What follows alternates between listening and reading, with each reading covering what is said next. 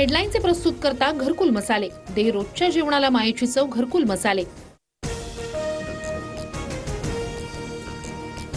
खंडणीचा गुन्हा दाखल झालेल्या दिवशी वाल्मिक कराड उज्जैनमध्ये 11 डिसेंबरला इंस्टाग्रामवर उज्जैनमधील फोटो पोस्ट, कराडसोबत पोलीस सुरक्षा रक्षकही असल्याचंही समोर। संतोष देशमुख हत्या प्रकरणातील आरोपींच्या मालमत्ता जप्तीस सुरुवात, सर्व फरार आरोपींसह वाल्मिक कराडचे बँक खाती गोठवली, कराड आज सरेंडर होणार असल्याच्या चर्चा। अंजली दमानी यांच्या सत्यशोधक आंदोलनाचा आजचा दुसरा दिवस, बीड जिल्हाधिकाऱ्यांची घेतली भेट, वाल्मिक कराडला अटक होईपर्यंत लढा सुरूच ठेवण्याचा निर्धार। बीड हत्येप्रकरणी अंजली दमानी यांकडून दिशाभूल, राष्ट्रवादीच्या सूरज चव्हाणांचा आरोप, तर दमानी यांना प्रकरणापासून दूर ठेवण्याची पोलीस अधीक्षकांना विनंती। आरोप सिद्ध न होता मुंडेंच्या राजीनाम्याची मागणी अयोग्य, दीपक केसरकरांची प्रतिक्रिया, तर धनंजय मुंडेंचा राजीनामा मागण्यामागे राजकारण असल्याचाही आरोप।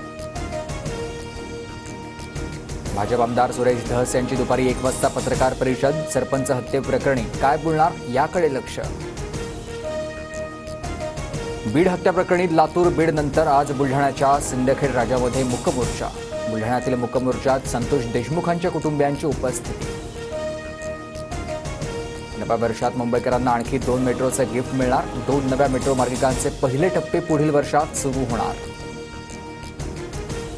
अंगणवाडी सेविका आणि मदतनीसांसाठी आनंदाची बातमी, डिसेंबरचं मानधन तात्काळ मिळणार, महिला आणि बालविकास विभागाकडून 163 कोटी रुपये मंजूर।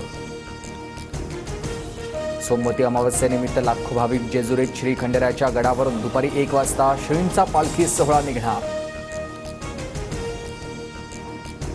हमीभाव कायद्यासह विविध 13 मागण्यांसाठी पंजाबमधील शेतकरी आक्रमक, शेतकरी संघटनांकडून आज पंजाब बंदची हाक। मेलबर्न कसोटी सामन्यामध्ये भारताचा कांगारूंकडून 184 धावांनी पराभव, 5 सामन्यांच्या मालिकेमध्ये 2-1 ऑस्ट्रेलिया आघाडीवर, फलंदाज यशस्वी जयस्वालची एकाकी झुंज अपयश।